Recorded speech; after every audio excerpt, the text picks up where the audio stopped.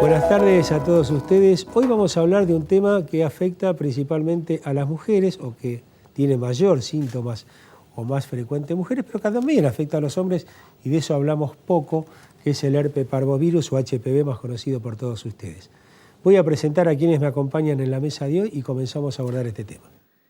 Nos acompañan en el programa de hoy la doctora Alejandra Jurjovic, especialista en ginecología y obstetricia, ginecóloga infanto-juvenil, vicepresidente de la Sociedad Argentina de Ginecología Infanto-Juvenil y jefa de la Unidad de Adolescencia del Hospital Evita Pueblo de Berazategui.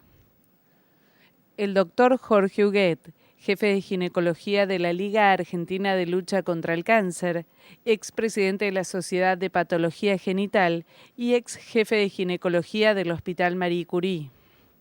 Y la doctora Ángela Gentile, infectóloga pediatra y epidemióloga, vicepresidente de la Sociedad Argentina de Pediatría. Bueno, vamos a empezar con la pregunta clásica. ¿Qué es el HPV? Bueno, comencemos por este lado, ya que estoy solo frente a ustedes. El HPV es un virus, y como un virus es un microorganismo. Yo les pido me disculpen, estoy con una afonía o disfonía. Por un virus también. Pero de todas maneras es un virus. Claro. Y también con lo vamos a el incluir. respiratorio de los chicos, Claro, sí, Lo vamos a incluir vacunar. en el conjunto. Decíamos entonces que el HPV es un virus que actúa como un microorganismo y que puede infectar. Y por lo tanto, en algunos casos esa infección puede tener una repercusión. En otros casos no. Pero ahí tenemos que hacer la diferencia. Este virus es una familia de virus, una familia de más de 100 componentes. Con lo cual, bueno, como en toda familia, ahí están todos los buenos y después hay un grupito que no son tan buenos. Efectivamente, claro. Más tormentosos. Entonces, los que son justamente más dañinos son los que tenemos que vigilar y cuidar. 16, 18 son los dos fundamentales en este momento, pero con respecto a los demás también hay que vigilarlos porque en algún momento pueden mutar, pueden cambiar y al mismo tiempo pueden cruzarse de manera tal de que esto hay que tomarlo de una manera muy global, muy amplia, muy completa y hay que proceder de una forma prolija. De otra manera no vamos a conseguir resultados. Claro. Creo que un punto también interesante es comentar, como bien dice el doctor, de esta familia de virus, que los virus papilomas son virus de crecimiento muy lento y que no todo aquel que tiene una infección por papilomavirus va a ser cáncer. Hay un montón de infecciones que son asintomáticas, otras traen algunos cambios digamos, a nivel del epitelio, digamos, a nivel local, pero que no se traduce en cáncer. Y un grupo muy pequeño, si uno lo ubica en una pirámide, la punta de la pirámide es el cáncer, una gran base, que son infecciones de menor cuantía. Y por otra parte, no solamente va a ser una infección por papilomavirus el quien quiere, sino el que puede, porque hay también otros cofactores, es decir, otros agregados, ciertos factores que facilitan esta infección y que uno los ve involucrados sobre todo en muchas de nuestras adolescentes o mujeres jóvenes que incluso presentan cáncer. Por ejemplo, el tabaquismo, la promiscuidad sexual, tener múltiples parejas sexuales, las condiciones por ir a hacinamiento, de mucha, digamos, la drogadicción. Hay muchas situaciones que favorecen, claro, que van a favorecer este tipo de infección. Es por eso que el rol de los cofactores es muy importante para la aparición de estas, sobre todo de las formas graves, que es lo que uno, bueno, esa punta del iceberg busca cubrir.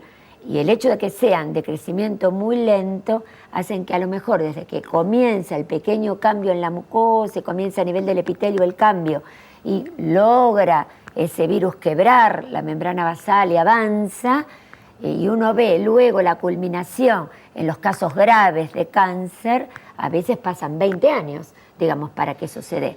Y eso es otro concepto muy importante, porque si uno vacuna hoy, a lo mejor el cambio, la disminución de los casos no los va a ver mañana, como otras enfermedades que uno maneja en pediatría, que uno vacuna y enseguida ve el cambio.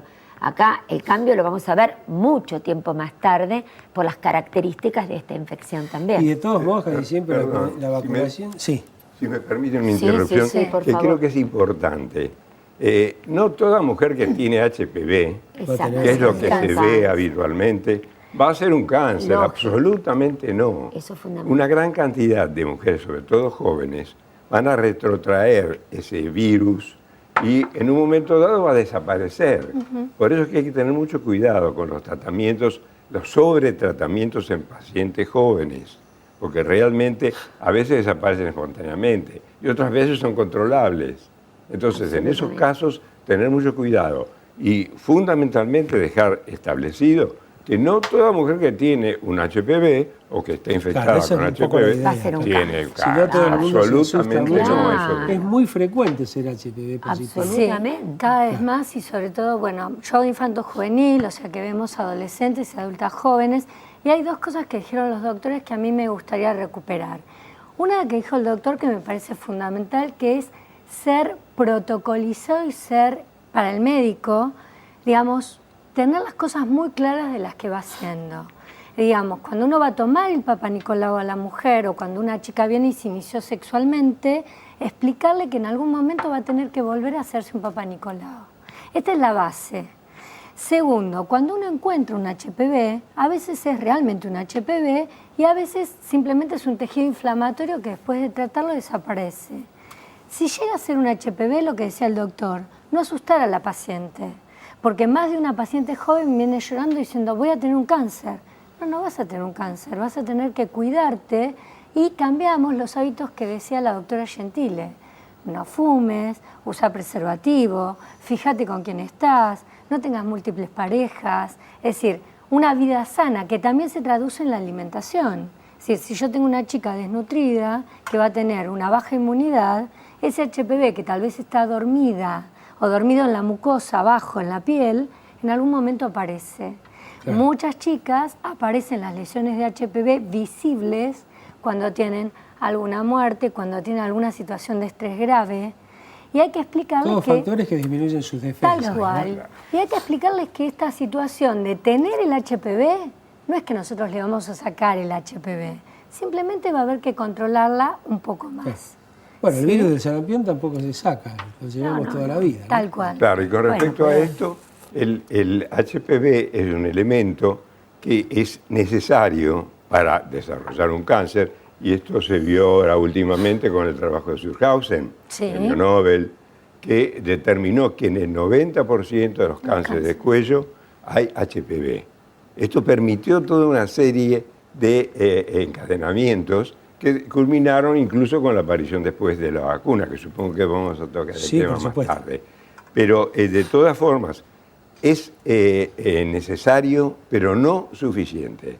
O sea, tiene que haber HPV, pero al mismo tiempo tiene que haber todos esos Otros factores que las factores, doctoras exacto. han explicado muy No, correctamente. incluso hablando de estos factores, nosotros desde la Sociedad Argentina de Pediatría, cuando se habló de incorporar una vacuna a calendario, rescatando todo esto que estamos conversando, se dijo con toda claridad que la vacuna es una herramienta más. Uno tiene que tener un programa de prevención de enfermedades de transmisión sexual, donde elementos de prevención como puede ser el Papa Nicolau, las charlas a la comunidad, un montón de medidas que se tienen que poner en marcha y no es solamente vacunar. Entonces, en el marco de un programa de prevención, la vacuna es un elemento más. Las visitas periódicas, los controles, hay todo un trabajo que hay que hacer con las adolescentes que es fundamental que se continúe, también por supuesto con las mujeres jóvenes. Yo no tengo la experiencia de trabajo con mujeres jóvenes, pero sí como pediatra y como infectóloga con los chicos y adolescentes. Y lo que queremos un poco siempre enfatizar, que la vacuna sola no resuelve el problema, es un montón de medidas. Una palabra es un programa de prevención lo que hay que trabajar. Sí. No, yo lo que iba a agregar es que con la doctora yo tuve el gran gusto de estar en el primer consenso cuando se trajo la vacuna al país, donde discutimos todo esto. Hubo gente de biología molecular, gente del Malbrán, que era especialista en hacer las vacunas, la doctora que hace infectología, y que en realidad el consenso en una parte dice muy claramente que es educación, dar información sobre qué es una enfermedad de transmisión sexual, las enfermedades de transmisión sexual, dar información sobre HPV y que las vacunas o las cosas accesorias son accesorias, es algo más. Pero ¿cómo me voy a cuidar de algo si no sé de qué me estoy cuidando? Por ejemplo, a mí me pasa, muchas mamás les pregunto, ¿le diste la vacuna del HPV? Porque tiene 11 años y entra ahora en el calendario. ¿Y para qué es?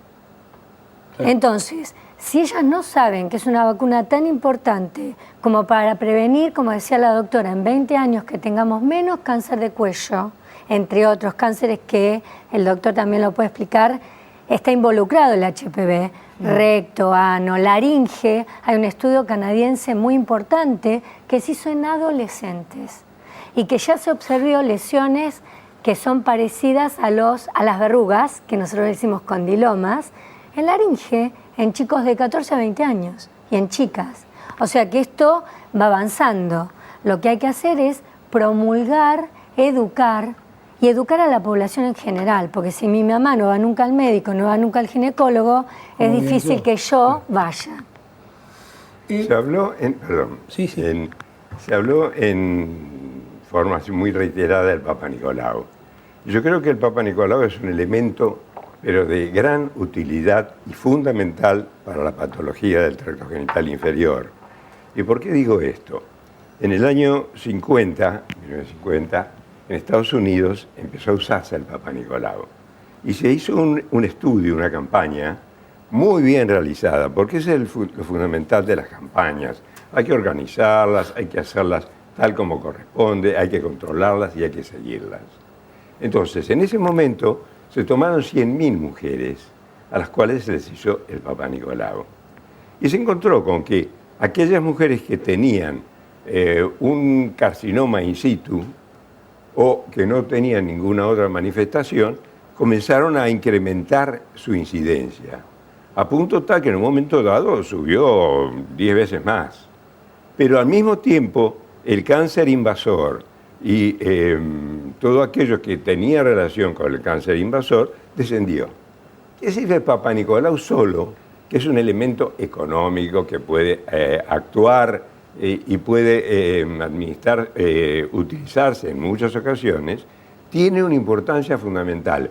Tenemos la vacuna, sí, perfecto, eso ahora lo vamos a ver, pero de todas formas no olvidarse del Papa Nicolau, que es fundamental. Yo les propongo hacer un corte y vamos a hablar un poco de esto, porque a veces mis colegas hacen todos grandes informaciones con respecto a errores, ¿no? Se traen estudios hechos en otro país, como por ejemplo hubo unos días donde se informaba que era importante no hacer Papa Nicolau todos los meses, todos los años, y hacerlo cada 3 años, porque eso se hizo en otro país, donde en realidad había otros estudios complementarios que aquí son carísimos y no justifica. Creo que es importante hablar también de eso y explicarle a la audiencia. Ya volvemos.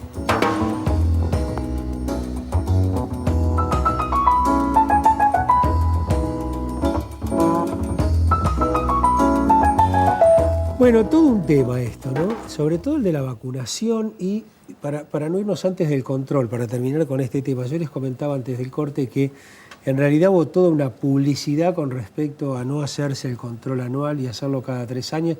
Y creo que después, por suerte, las sociedades científicas dejaron bien claro en nuestro país que hay que seguirse haciendo este control anual. ¿Por qué no explicamos un poco por qué hay que hacer esto? Claro, lo que ocurre con respecto a hacerlo anualmente, esto puede realizarse en países que están muy organizados, ¿verdad?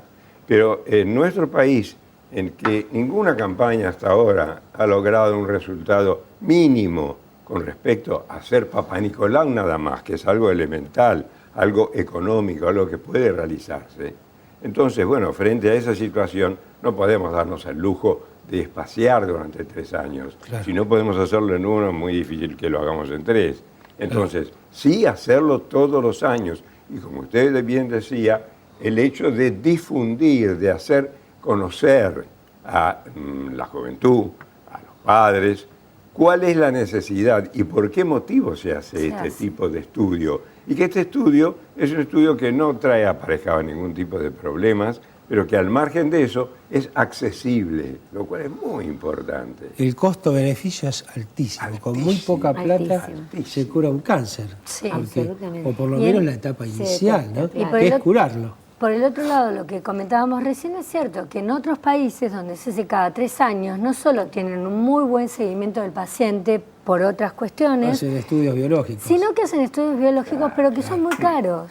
Es decir, en este acá, momento... para ellos por ahí son más baratos. Está ¿no? bien, pero no, pero acá son ahí caros. está la cuestión de salud pública de no poder trasplantar una normativa de un país en otro. Claro. Porque cada país tiene una realidad socioeconómico-cultural Y vale la pena cultural aclararlo, también. me parece esto, ¿no? En Que otros evita países es cosas. muy caro el honorario médico, acá la verdad que es muy barato. Es muy El barato. honorario médico, porque con muy poquita plata los médicos los arreglamos con nada. Es muy cara la Uno se hace un estudio, colposcopía, claro. aquí no. Allá vale $60 una colposcopía y $5 acá vale un 5. estudio biológico. Exactamente. vale Acá es 5 al pesos. revés, vale $50 el biológico. Y 15 pesos una colposcopía. Yo creo que O por sea, eso $3. lo importante es lo que Más decíamos. barato que allá. Claro, por eso lo que decíamos antes, que era trabajar bajo un programa de control de enfermedades de transmisión sexual, donde va a tener un rol el Papa Nicolau, un rol la vacuna, un rol otro tipo de estudios, y sobre todo que ese programa implementado en todo el país va a tener un componente local y también una proximidad, porque no es lo mismo la forma de aproximarse a la mujer en el norte del país, en Salta, Jujuy, que por otra parte una alta incidencia de cáncer de cuello en toda la zona norte del país, mucho más que en el resto del Bueno, país. este programa nos ven en todo el norte Por del eso país. es muy importante, porque en realidad la forma de acercarse es totalmente diferente en cuanto al lenguaje o la forma de acuerdo al tipo de etnia, las poblaciones que están más involucradas. No es lo mismo la forma de trabajar en la ciudad que en la zona más rural o en las zonas más vulnerables y muy alejadas. Entonces hay que armar en marco de un programa lenguaje, una forma de difusión y de acercamiento que sea totalmente diferente, pero si la comunidad no percibe el problema, no se va a hacer ningún tipo de... vamos a poder usar las herramientas de prevención necesarias. La ¿Hay percepción es clave. resistencia a vacunar a las chicas? No, absolutamente no. Las coberturas de vacunación que se tienen en este momento, que nosotros tenemos acceso, en mi caso participo en la Comisión Nacional de Inmunizaciones del país representando a la Sociedad de Pediatría, que fue cuando discutimos todas estas incorporaciones de vacunas, las últimas que hubo en por ahí calendario, pregunté mal, ¿no? Yo cuando y digo cero 70-80%. resistencia, las madres No. son No. resistentes a vacunar A a, ver. sus hijas. ¿Hay información con respecto a esto?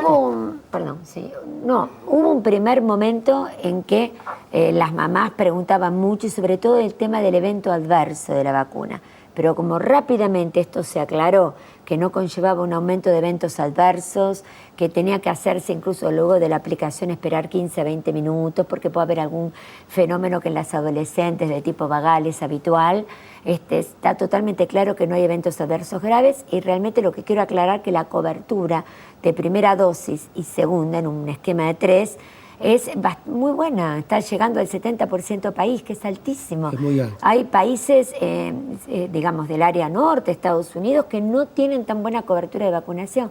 Se ha aceptado muy bien, eso es un punto muy interesante a discutir. Y por el Tengo otro entendido lado, incluso que la doctora han hecho ustedes un estudio con respecto a las complicaciones que pueda traer. nosotros no lo Sí. hicimos, yo se lo comenté, en Sí. realidad lo que hicimos fue esto, me tocó estar en una mesa de hablar de controversias, de aplicar o no la vacuna y efectos adversos.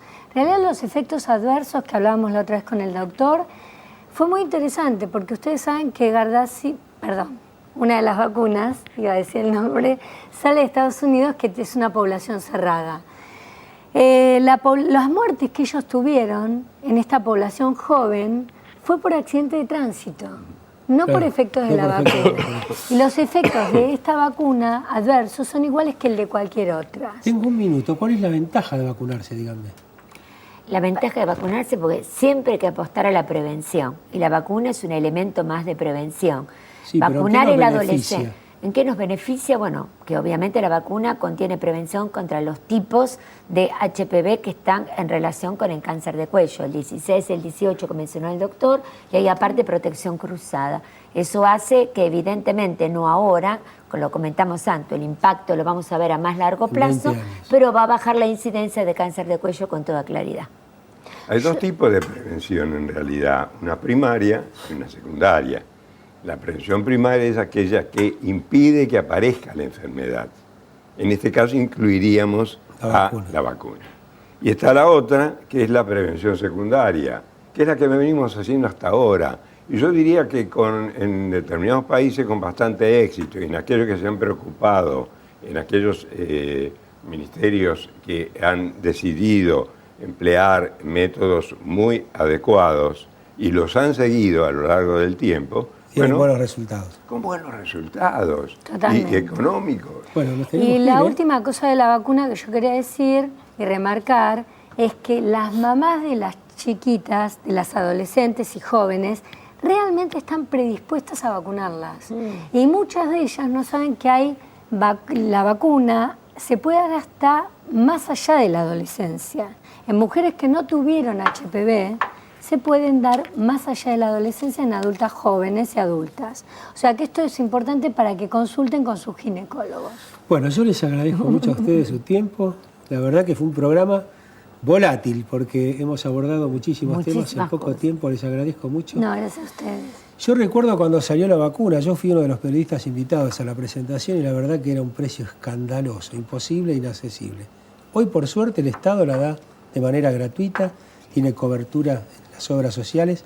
Creo que la verdad, negarle la posibilidad de tener prevención a su hija me parece que es un desperdicio, ¿no? Realmente tome conciencia de esto, porque en 20 años ella no va a tener que sufrir pensando por ahí en un cáncer. Pese a que se va a tener que controlar, que va a tener que hacer prevención secundaria, pero tiene una oportunidad que ustedes que nacieron antes no la tuvieron. Gracias otra vez por su tiempo. Los espero el próximo tema.